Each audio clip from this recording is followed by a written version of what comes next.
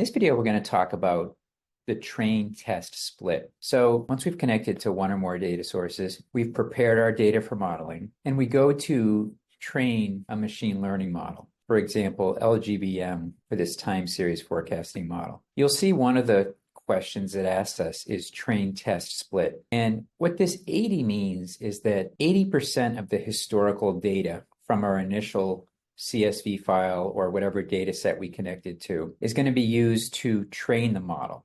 And that basically means to come up with the complex formula that tells us which of all the other columns are most important when it comes to predicting our target column. So if we're doing a time series forecast and we're predicting future revenue trends, which of the other columns or features in our data set are most important? And what is the relative importance of each of those other columns or features? So we take a random 75 to 80% of our historical data and use that to train the model to come up with that formula. Then we use the remaining historical data, 20 to 25%, to test how would the model have done predicting those values for that set. So because the train and the test are both based on historical data, we know what happened in the past.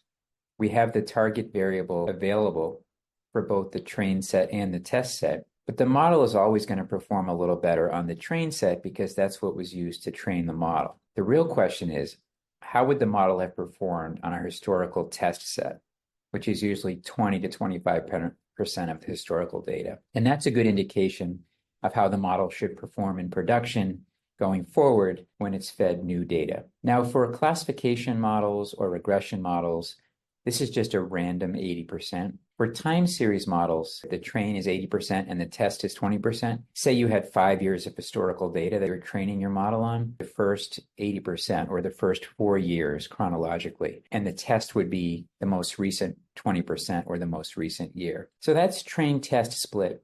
It's a very important concept in machine learning and how you set it on the SWA AI platform. You set the train percentage. Thank you.